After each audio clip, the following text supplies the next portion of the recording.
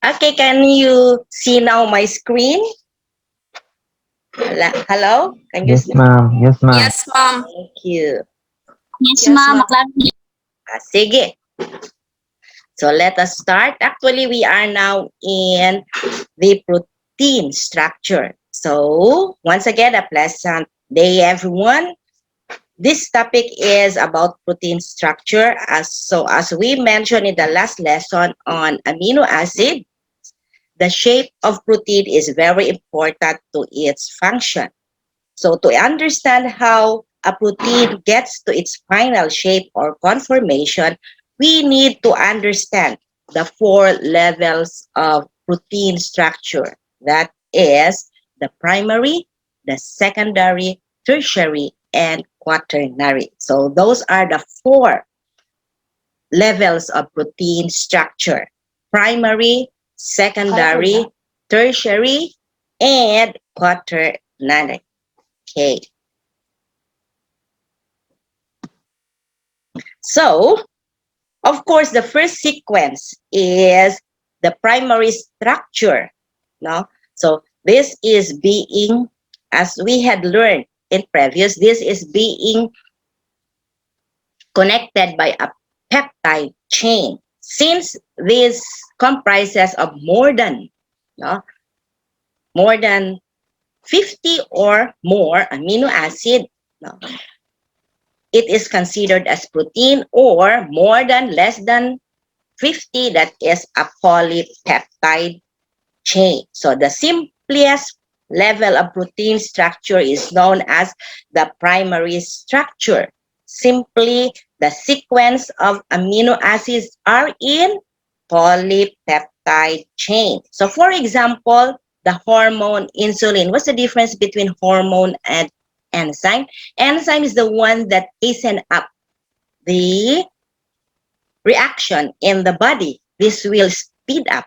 Okay. While hormone is the one that regulates. No? For instance, especially for those who are diabetes mellitus, in order to regulate the increase of sugar intake, that is a hormone, work of a hormone, and that is insulin. So insulin, as you can see here, there are two polypeptide chain. Now this is chain A and this is chain B. So in chain A, asa mo na ito niibutang or makitaan. Okay. Here, ganun na lang na. So in chain A, okay, it started with, no, that is it started with the glycine, no, and it will end with the asparagine. You already know this is the N terminus and the C terminus. So actually what is being seen here is the cow insulin. No? So there are two chain here, chain A and chain B. So this is chain A, started with glycine and ends with glycine. Now is the N terminal, and your C terminal is the asparagine. No? While in the B chain, as you can see here, it started with the N terminal of the phe. What's phe? Phenylalanine, and it ends with alanine. Oh, ma'am, what makes it ganun mo curve man na siya? Later on, we'll find it out. So this is the primary structure. What is primary structure? No? This is the simplest level of protein structure. You will see the sequence of amino acid. Dili na siya pwede maglain-lain. It should, if it is chain A, it should be gly, no? Then leucine like that, valine like that. It should not. Once there will be, no, what happened here is instead of valine, this will be asparagine. Di na siya insulin, no? What will happen there is already a mutation. Mao na siya ginatawag, no? So that is the primary structure. That is the sequence. In a primary structure, what is found here? It's the sequence of the amino acid. Okay. Then, the sequence of protein is determined by the DNA. Okay, what's DNA actually? DNA is deoxynucleic acid. Okay, so this is the genes that encodes the protein. A portion of the protein or for multi-subunit proteins. A change in the genes DNA sequence may lead to change in amino acid sequence of the protein. Can you still remember that? No, the gene sequence which is one of the tribute of the Down syndrome, no, at chromosome 23, no, na I sequence ka na disrupt. So that is it. So if and when there is a DNA sequence which will change, what will happen? So the amino acid sequence of the protein will be disrupted. So even changing just one amino acid in a protein sequence, this can affect the overall protein structure and function. That is why in Down syndrome, matinga mo, murag usaray ilang tatay o nanay. Di ba no? Nga man, they have the same physical features. Pareho sila now. Why? Because they have the same disruption in the 23rd chromosome. Okay, that's it. So, as I have said, a single amino acid change is associated here. This is an example of a sickle cell anemia. So this is an inherited disease that affect the red blood cell. So in a sickle cell anemia, one of the polypeptide chain that make up the hemoglobin, the protein that carries, what is this? Hemoglobin is the one that carries the oxygen in our blood. So if there will be slight sequence change, for instance, here, kani glutamic. Okay, this is glutamic. Tapos, naaga ni siya, glutamic is the normal. Okay, the normal, unsa nga sequence? The glutamic is normally the 6th amino acid sequence of hemoglobin beta chain. Once it will replace by valine kani, mo ni glutamic, ma-replace gani na siya. Actually, this is the threonine, proline, then the lysine, then you have glutamic here. Ma-substitute gani ning glutamic with valine, this will lead to sickle cell hemoglobin or sickle cell anemia. Okay, so this is the normal. This is the normal hemoglobin. If there is a substitution along in number 6, instead of glutamic, it will be valine. Okay, that will lead to sickle cell anemia or sickle cell hemoglobin. So this substitution is shown for fragment of the beta chain diagram as shown here. Okay. So a person whose body makes up only one sickle cell hemoglobin will suffer symptoms. Bisag usa lang, will suffer symptoms of sickle cell anemia. Asa to, ang glutamic will be replaced by valine.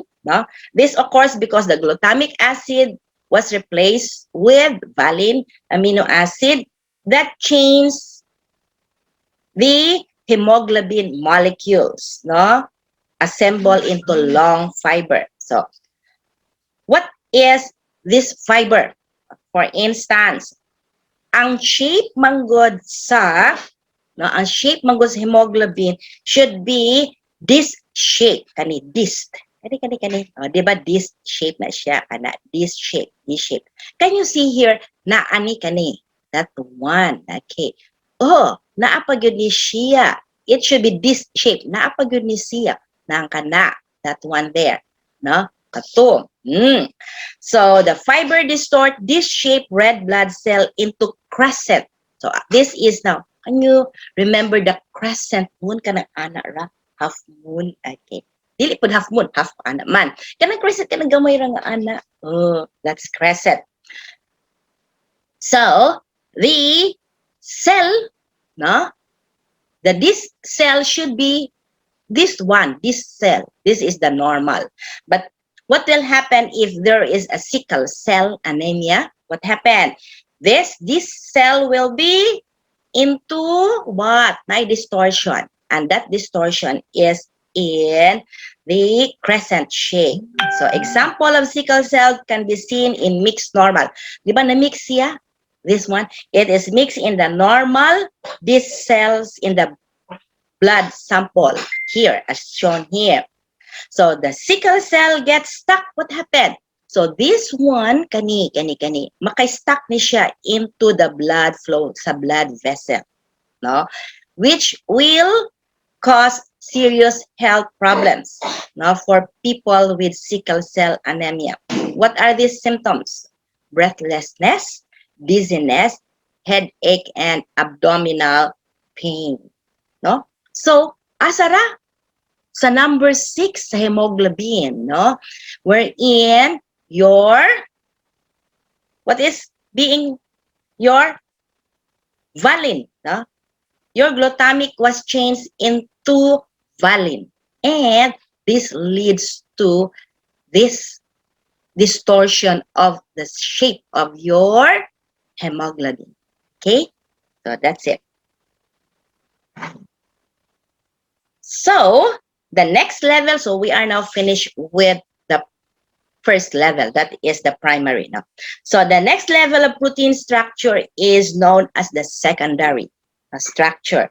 This refers to the folding of the protein structure that forms into polypeptide. Kung saang primary, it is the sequence in amino acid. Sequence. Usara ka buok ma-change, that will have a serious problem. For instance, katong ganina, glutamic to valine leads to sickle cell. Kanina po is the folding, no? Folding structure of the polypeptide due to interaction of the atoms in the backbone. What do you mean by backbone? Backbone. No? Backbone just refers to the polypeptide chain apart from the R group. What are the R group? Diba? This is known as the substituent. This will tell you what particular amino acid because of the R group. So all we mean here is the secondary structure does not involve in the R group atom. So the most common types of secondary, is the alpha helix and the beta plated sheet. Alpha helix and the beta plated sheet. So both structure are held in shape by hydrogen bonds. So what makes it, no? What makes it connected, intertwined with each other? The alpha helix and the beta plated sheet, it is by means of a hydrogen bond, no? So which forms the carbonyl of one amino acid to the amino acid, diba? That is the C and the N terminal, diba? Ang pag-form sa peptide is C, that the CO, no? C double bond O, then OH, then that is your C terminal or C terminus. Then it is connected with your N, that is N, H, then H. Then makuha ang OH o H into one molecule of water.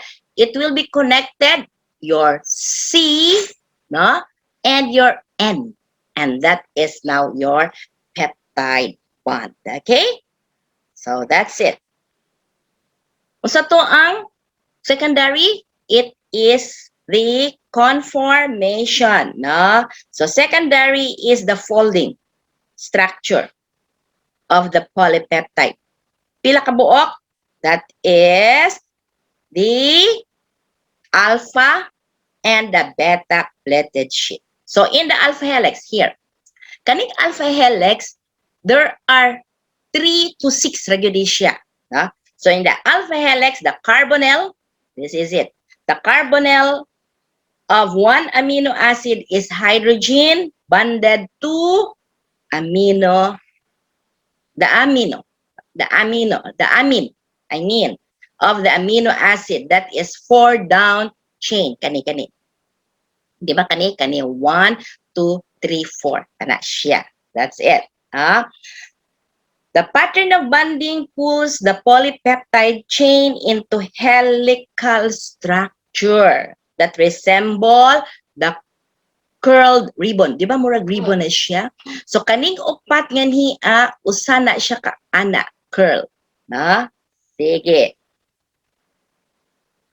This pattern of bonding pulls the polypeptide chain in the helical structure that resembles curled ribbon, which each turn of helix containing pila 3 to 6 amino acid. Kani, for instance, kani, no? So, tulo ni siya. Threonine, histidine, and valine. Pero pwede po 6, basta 3 to 6. Then, the R groups of the amino acids stick outward from the alpha helix, where they are free to interact. So, here it is. While in the beta-plated sheet, okay, there are 2 segments.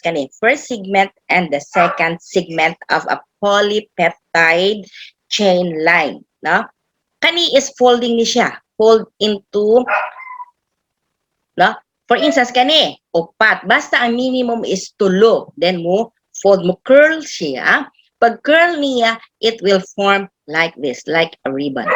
That is 3 to 6 ang minimum niya pag curl. So, in the beta-plated sheet, 2 or more segment. This is the first segment and the second segment. Okay. This form now sheet-like structure. But this is being held together with kani. This is hydrogen bonding. That's one, that one there, that one there, that one, kana. That is being formed by hydrogen bonding. Which could be, sa next slide na.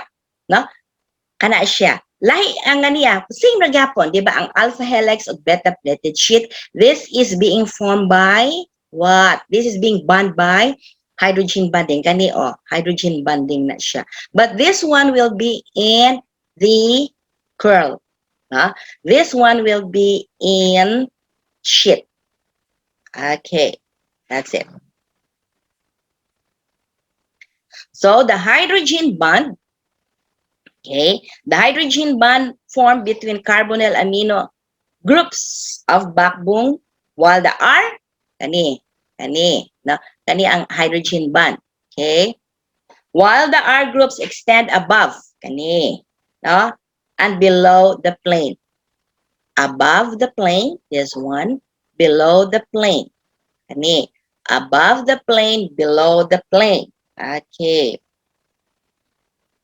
The strand of beta-plated sheet may be parallel. So, duha po kabuok kaklase nga beta-plated sheet. It could be parallel, meaning pointing. May kay parallel, meaning it is pointing on the same direction. Meaning their N and the C terminal match up. Match up ang N o C terminal.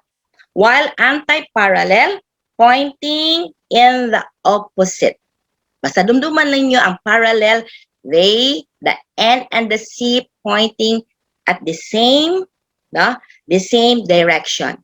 While for the anti-parallel, it is pointing on opposite direction. Okay. That means that the N terminus of the one strand is positioned next to the C terminus of the other. So, rewind. So, the secondary structure is the folding of your protein. It has 2 types. That is the alpha, which is in a curl. How it will curl by 3 to 6 amino acid. while in the beta-plated sheet, but both of them are being held by hydrogen bonding. Okay, in the beta-plated sheet, it is in a sheet. Okay, same thing, it is connected by hydrogen bonding. When your N and the C terminal are on the same direction, it is a parallel. When N and C terminal are in the opposite, it is anti-parallel. Okay? Okay, let's move on to the next. Okay. So the hydrogen bonds formed between carbonyl and amino groups of the backbones while the R extend. So there are certain amino acid more or less likely to be found in the alpha helices, this one, or beta-plated sheet. Okay, so for instance, the amino acid called Helix Breaker. So Helix Breaker is the one that unusual R groups which bonds to the amino group to form a ring. So this ring will create now a bending. Once there is a bending, so the chain is not compatible with the helix. So what happened? That is why it will have a curve. So for instance, one of these is proline. Proline is an amino acid that is typical that forms into bends. Why? Because proline will cause bending. Okay, so similarly, amino acid, what are this? Pareho sa proline, nga maka-cause of bend. That is the tryptophan, tyrosine, and phenylalanine. O patra na sila ha? Proline, tryptophan, tyrosine, and phenylalanine, which have large ring structure. So, because of the presence of the ring, what will happen? This will cause bend. So, these four, kaning upat, naamang sila yung mga ring structure. This is the amino acid with ring structure. Okay. So, what happened? This will provide, so often the beta-plated sheet, because of this presence of the bending, this will give plenty of space for side chain. And many proteins contains both alpha helices and beta-plated sheet. Why? Because of this conformation of bending.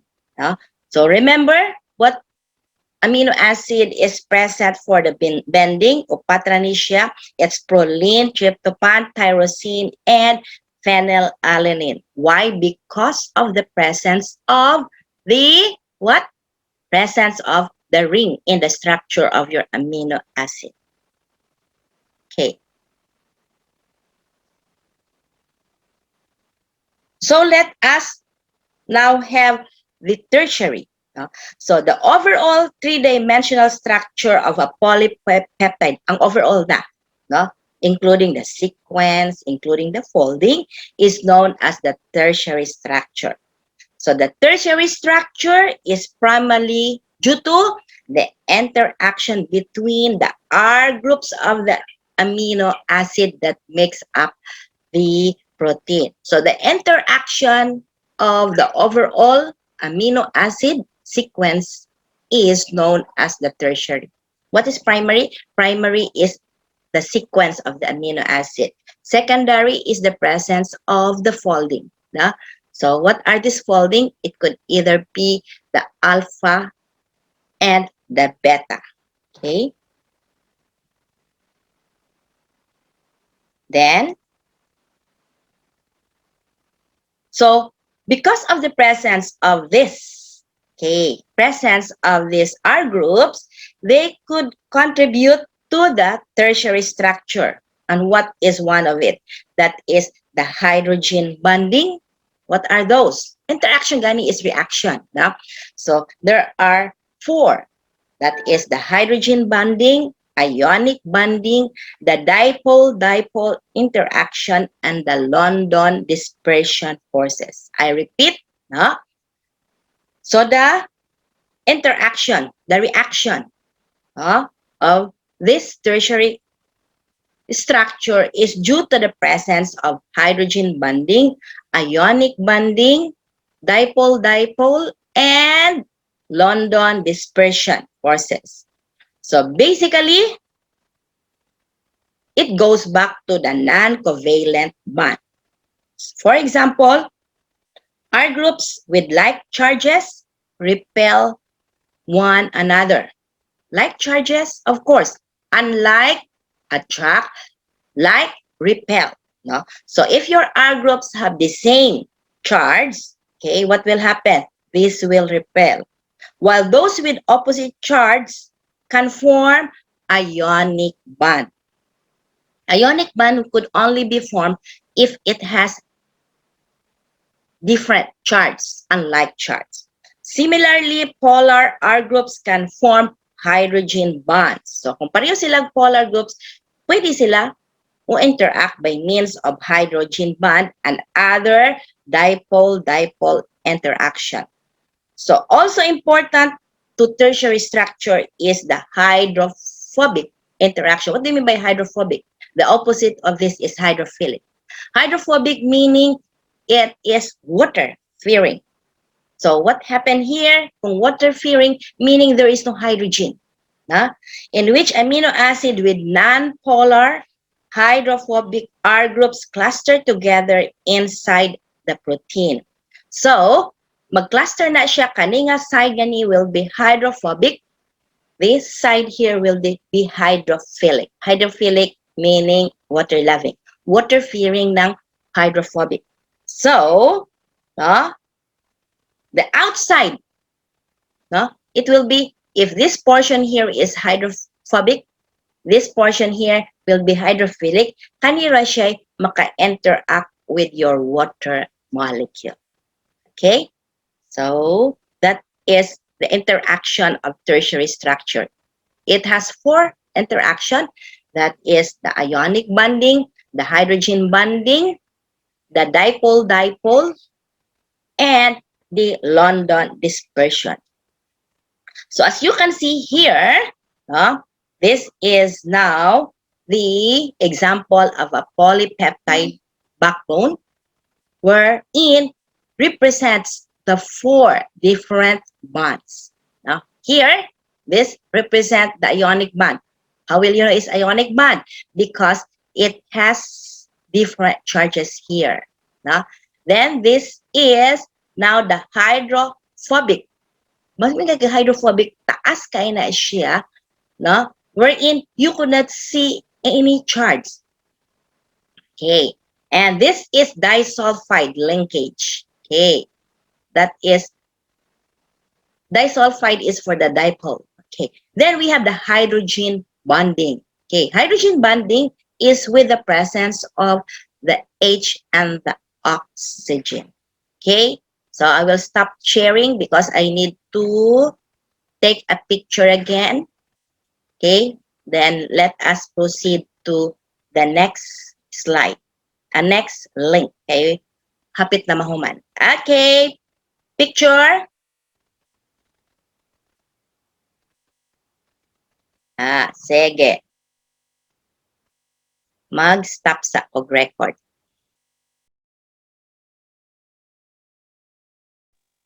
Okay, so let us proceed.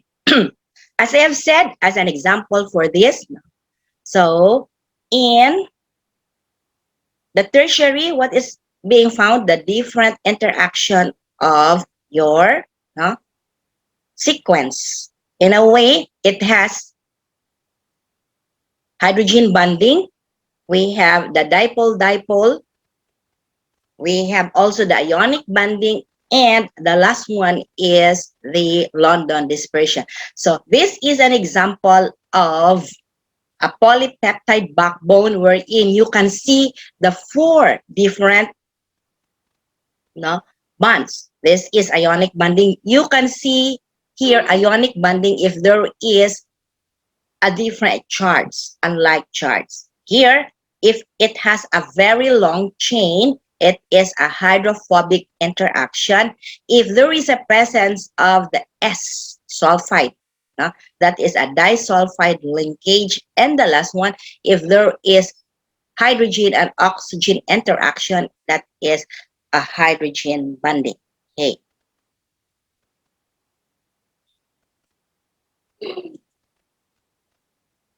So, in the quaternary,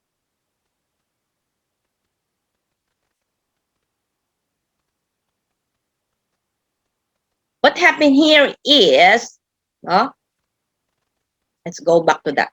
So R groups interaction that contribute to tertiary structure, including the hydrogen bonding, the ionic bonding, the dipole-dipole interaction, and the London dispersion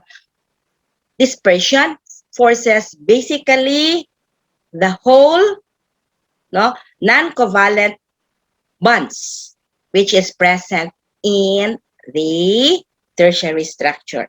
So you can see here, this is considered as hydrophobic interaction. This interaction here is the hydrophilic reaction. This one is under there is no charge here. This is under the dipole-dipole. And this one is for the ionic bonding. Okay. Also important to tertiary structure is the hydrophobic interaction. Okay. As you can see, let's go back to that one.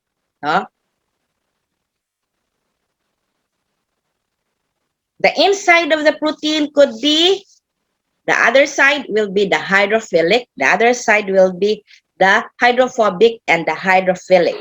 So this will be outside. Your hydrophilic mostly are in the outside surrounding, wherein the molecules, water molecules could interact. Finally, there is one spatial covalent bond that contribute to the tertiary structure, that is known as the disulfide here. The disulfide bonds, which is a covalent linkage between sulfur containing side chain, especially cysteine. If you look into a type of amino acid wherein there is sulfur, that is cysteine, which is stronger than other types of bond that contribute the tertiary structure. That is why our hair is very strong, strong kayo ni siya, especially also our kaning mga follicle, kani atong mga hands, kaning atong mga nails, this is being contributed with what kind of a protein chain? It is the disulfide bond. So much stronger than other types of bond that contributes the tertiary structure. This disulfide linkage, they act like molecular safety pins, so keeping parts of the polypeptide firmly attached with each other. Okay, that's it. So, what happened next? The fourth type is the quaternary.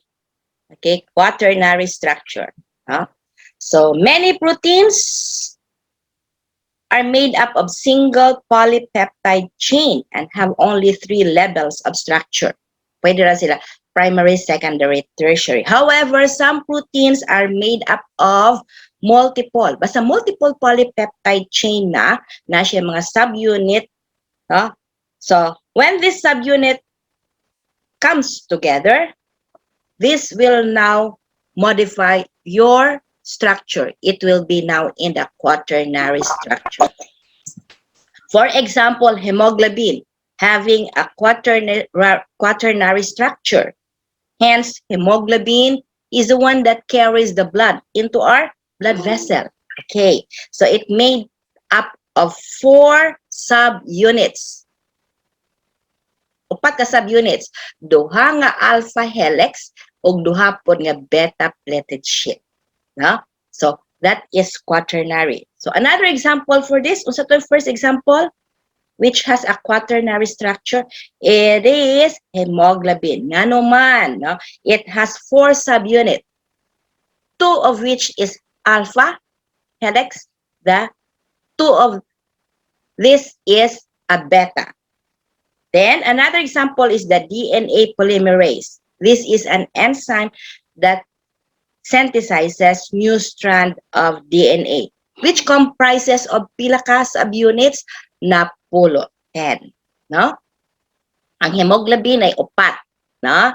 Ang DNA, kaning DNA, no? DNA polymerase na ay 10 ka subunits. Okay. So in general, the same types of interaction contribute to tertiary structure. But it is mostly a weak interaction between hydrogen and London. No? So also holds the subunits together, which will give, basta na gani subunits, this will give what kind of a structure? A quaternary structure. So here it is. This is now the summary of your function of your 4, no? 4 structure of protein. That is the primary, what is found in the, what usually we can find in the primary structure are the sequence of the amino acid. Then in the secondary, what is it? It is the pattern, the folding pattern. How it is being having the folding pattern? That is here, the beta plated and the alpha. And in tertiary, it's the folding, na? Due to interaction. What are its interaction? Katong upat. That is the hydrogen bonding. That is the ionic bonding, the dipole, and the London dispersion. So what the one that I had shown you, how many bonds that you can see? The disulfide, the ionic bond, the hydrogen, and the nonpolar. Okay, and the last one is the quaternary. This will show you the protein, which has a subunit. Basta na gani siya subunit, it is under quaternary. No? Example is the hemoglobin. Pila ka subunit? 4.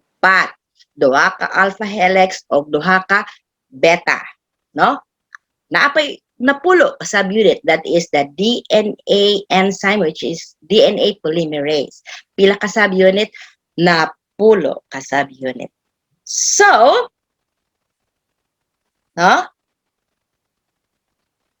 in summary, primary structure tells us the sequence of the chain of amino acid here.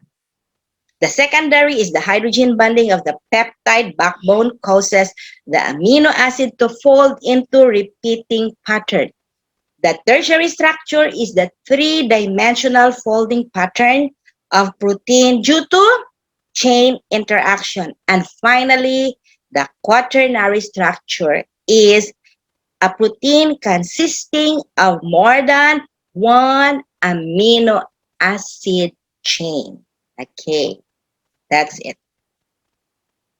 So, one of the example of quaternary structure is collagen. Kanang ginabutang sa face, aron guwapa, mga Korean. Bunal-bunal dayon. Tapos, this will add up. What is collagen, by the way? So, collagen is the most abundant protein in our body. It is the major component of connective tissue that makes up several body parts, including our tendons, ligaments, skin, muscle. That is collagen. May mga tao ganahan yung kaayo nga in between ka na bitong magluto og kanang gutom na noon, magluto og kanang mga bukog-bukog. Oh, in between, di ba, na ay puti, that's collagen. In between sa bukog, that's collagen. So, hemoglobin has a quaternary structure. It consists of two pairs of different proteins designated as alpha and beta chains. There are 141 and 146 amino acid chains in hemoglobin, respectively. No? So, what makes up this? These are examples of quaternary structure. First is collagen. So, collagen, this is a fibrous protein. Pila ka buok? Polypeptide, there are 3 polypeptide chains, supercoiled like rope. Mauni maka hatag og strength in the connective tissue. Then, another example of quaternary structure is hemoglobin, which is globular. Pila ka subunits? 4. Insulin, pila ka peptide, polypeptide chain? 2. Diba? Chain A, katong gipakita na, chain A and chain B. That is why insulin, hemoglobin, collagen are under quaternary structure. Gets nyo? Okay, so that's it. Mo na ni siya. This is collagen. Pila ka chain? Collagen, 1, 2, 3. Tulo ka subunit. Hemoglobin, naay pila ka subunit? 4. Duha ka beta, duha ka alpha. Okay, that makes that into a so-called quaternary structure. So, collagen structure, here. Collagen structure is an example of a helix structure. This one. Being composed of 3 left-handed, left-handed, left-handed, 3 left-handed helical chains that each are called together in right hand. Pag-call niya padung sa right, pero left-handed siya. Pag call niya, it is in the right hand fashion to make the collagen fiber. Collagen fiber. Each helix is stretched out more than alpha helix, giving it an extended appearance. Mao nang pasaka. On the inside, there is a triple helix. Inside sa collagen, kani. Okay. On the inside of the triple helix structure, only residues of glycine. Ang makita na nga is glycine are found since the side chain of other amino acid are too bulky. So collagen chains have repeating structure. Now, what is that structure? That glycinem dash N. Glycinem dash N. Glycinem, GLYCINEM, then dash N. What does it mean? Where M, glycinem. Glycine, then M dash N. Glycine, M dash N. What is M? M is often the proline and N is the hydroxyproline. Okay, so that is it. This one here, this is the collagen. Collagen has, ang primero manggod sa collagen is glycine. Glycine dash MN. Okay, so itong M is the proline, then N is the hydroxyproline. So this one, the quaternary structure of hemoglobin consists of the 4 peptide subunits. 2 subunits are identical. Kani pareho ni siya because it is in a beta chain. This one is identical because it is in the alpha, alpha helix. A hemiprosthetic groups containing an ion, capable of carrying One oxygen molecule is associated with the 4 protein subunits. So this kani. Kaning pula kung ganhi kani. This one is now your, what is it? This is your hemi. Associated with iron. Mo ng pula. So kani siya magdala sa molecules into our what? Different parts of our body. Siya magdala. That is it. So that ends the structure. So this is now the primary. So to ang sequence. Val, glycer, leucine. Then secondary comprises of this one. The alpha helix, the folding, and the beta. The tertiary, what is it? It is the interaction. Kani? Interaction. So itong mga interaction, the hydrogen bonding, the covalent, and the ionic, unlike charges, you have the difold, we have dipole, and we have the London. Okay. Under this, we have the disulfide bond, especially for the cysteine. We have, in most cases, it is, the other side will be the hydrophobic, then outside is the hydrophilic, which will allow the interaction with water. And the last one is the quaternary. Quaternary will tell us if and when it goes beyond one subunit. For instance, insulin, pila ka subunit? Duha. That is the chain A and the chain B. Hemoglobin, pila ka subunit? Opat. Duha ka alpha, duha ka beta. No? So on and so forth. So that makes up our protein structure. Okay? So, humanataan no? Pero naapay lain. Okay. Oops. Saan naman to?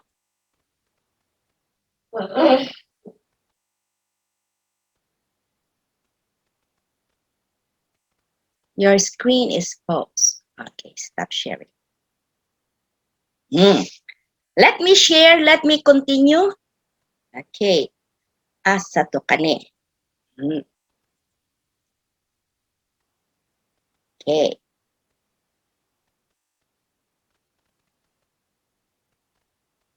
I have an important one to discuss with you. Continue na ako. No? So, we are in the peptide bond formation. Diba? Ko sa inyo. So, how are you going to form it into a bond? Okay. It is by the peptide bond. How it is being formed? Of course, your C terminal, which has that C double bond O, then OH, and the N terminal, which has the hydrogen, then NH2 man na siya. So the NH, then the other one H. Wherein your OH in the C terminal, the carboxylic group, and the amide, the amine, which has the H, it will combine into a water molecule. Two amino acid which is linked together, you will form one molecule of water and you will form one peptide bond. Okay. If you have three amino acid, what will happen? The first amino acid with the second amino acid will form one peptide bond, and it will form one molecule of water. The second amino acid to the third amino acid, it will form another peptide bond. So how many peptide bonds na? It's dipeptide. And this will have another one molecule of water. So in three amino acid being linked together, you will form two peptide bonds. Ang tawag na naana is a dipeptide. Okay. And you will form also how many molecules of water? 2 molecules. And that will repeat itself. The repetition of this will generate a polypeptide bond. So this is how it is being done. As I have said, This is the first amino acid. This is the second amino acid. So you have here the C terminal and the N terminal. Mag-connect ra gud siya sa C o ang N terminal. Okay. So this is your carbonyl group, the C double bond O, then OH. This is your amide. Na? Have it NHH. Kani duha, kaning OH ug H will form into a water molecule. Then, your C here will connect with your N here. This is now, kaning C ug N, kani nga dash nga niya. Dash ba na siya? Nabasa dash. Kani nga niya or line. Okay. Kani nga niya is now known as the peptide bond. Peptide. This is the N and the C. Asa mag-connect sa C o N. Na? Then, kung musugod na po another nga niya, kanina po nga niya. Follow. Okay. So, each polypeptide chain starts from left side of the free amino acid group and the first amino acid that enters the chain. It is termed as N-terminus. So, each polypeptide chain ends on the right side. Ang ending yun permi sa polypeptide chain is your carboxyl or carbonyl group. The COO group, which is the last amino acid termed as the C terminal. Here. So, for instance, what are these example of a peptide? Okay, dipeptide. Pila ka amino acid? 2 amino acid joined by 1 peptide. For instance, aspartame. Aspartame is a sweetener. Okay, sweetener. Sweetener, no, which acts as sweetening agent, no, which will replace sugar cane. No? Oh my goodness, this is 100 times as sweet as your sugar cane. 100 times, ha? Mao ni ang naa sa soft drinks, mao nam ka cause siya og diabetes mellitus. Kay how many times? 100 times. Okay. So, usaka, no?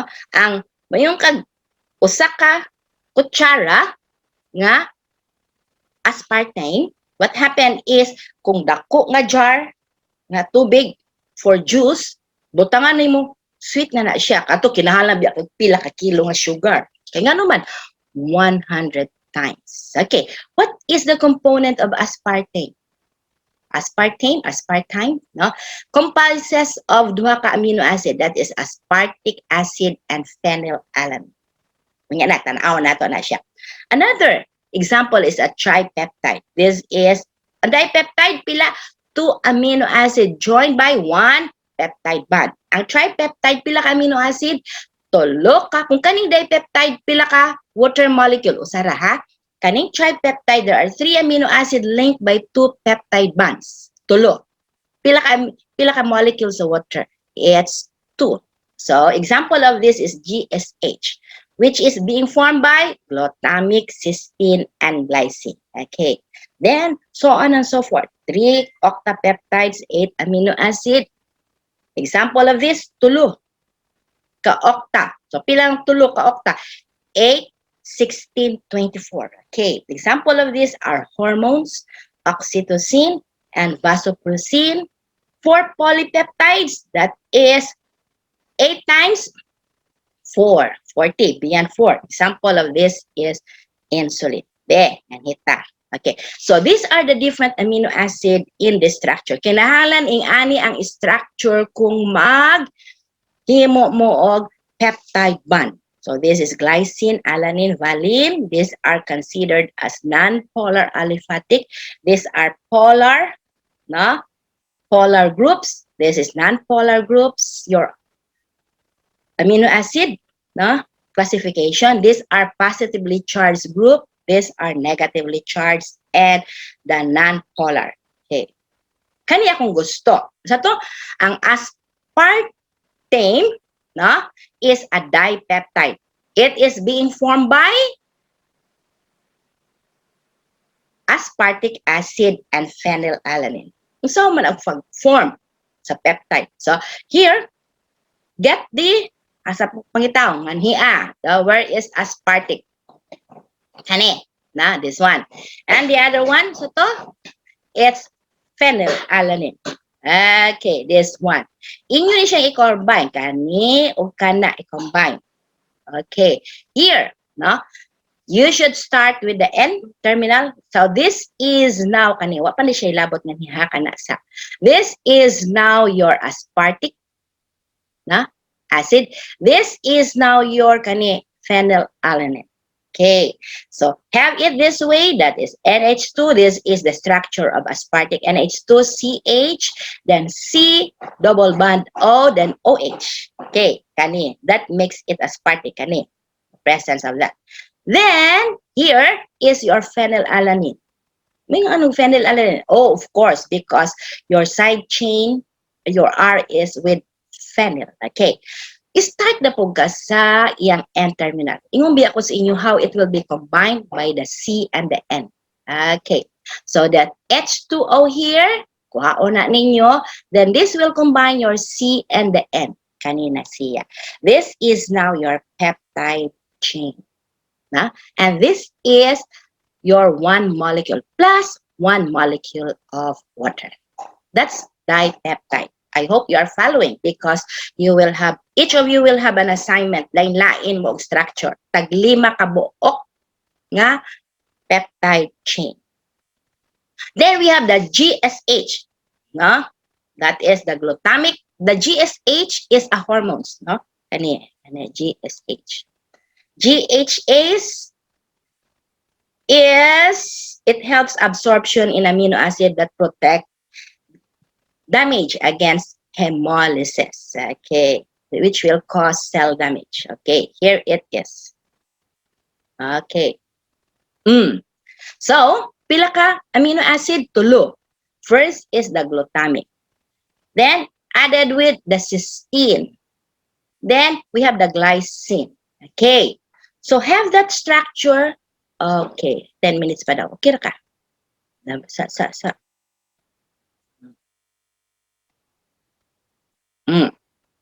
So here it is. This is glutamic. Kani glutamic ni siya. No?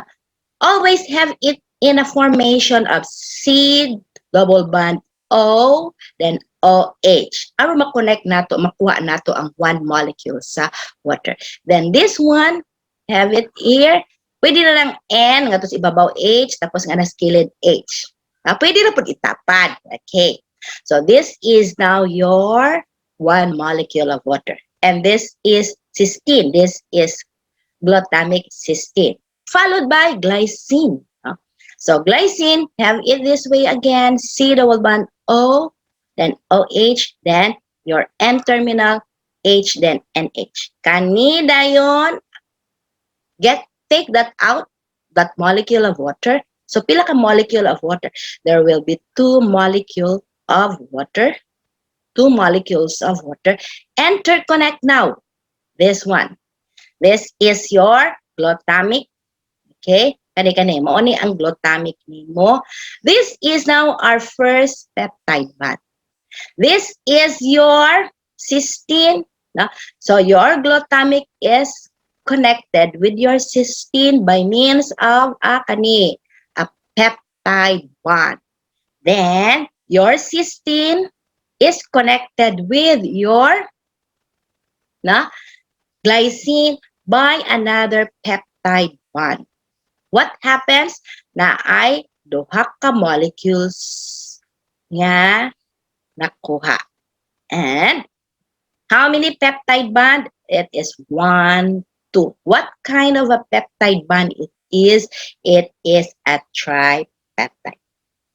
So that ends. I hope that you are following. As I have said, pag human ani, I will be giving you an assignment wherein you are going to send to me ani ngadto sa assignment gani ngadto sa LMS, ha? Okay. 5. So kung 5, pila ka peptide bond? 4 ka peptide bond. Pila ka water molecules? 4. Okay? That will be your assignment. Maglain-lain. Kada usa lain-lain. So, dili pwede mangopya. Okay. So that ends our step. Okay. Okay. That ends our lecture. We are now finished with protein structure. Of course, pagkahuman yun sa lecture, there will be another quiz. Kano sa ang quiz? It will be on Thursday. Same time, 9 to 12. Asa pakitaan sa? Asa makitaan mga bata? Sa Google Classroom. Sige, pangutana sa Google Classroom. Yes. Ang assignment, kano sa gusto ipas? Kano sa gusto ipas? Next week, ma'am. Kusion ta mo, structure ra. Assignment. Thursday, ma'am. Okay, Thursday. O Friday lang, pwede na Friday. Quiz is 9 to 12. What Okay, is the coverage protein? Protein, amino acid and protein structure. Paspasan ni ma'am, uy, humana tag protein, carbohydrates na ta next week.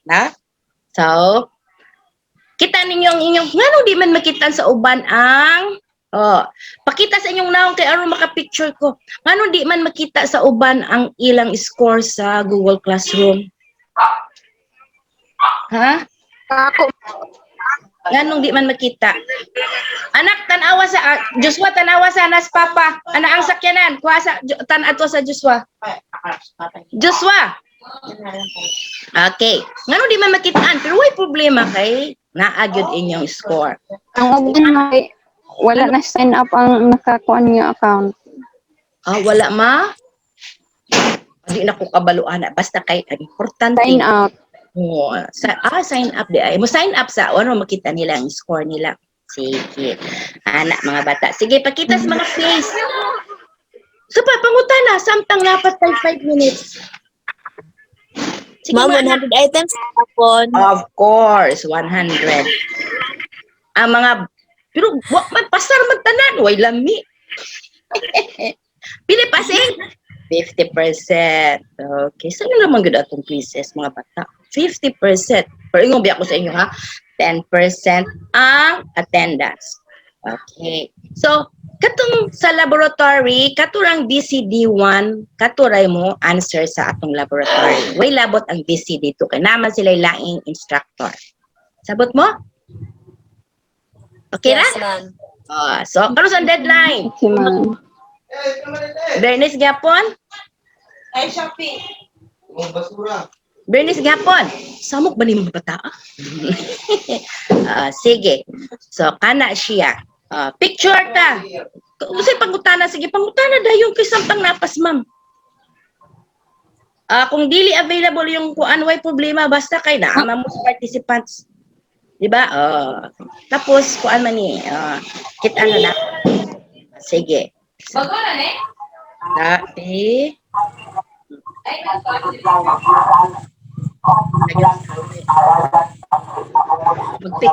magkuan sa ako.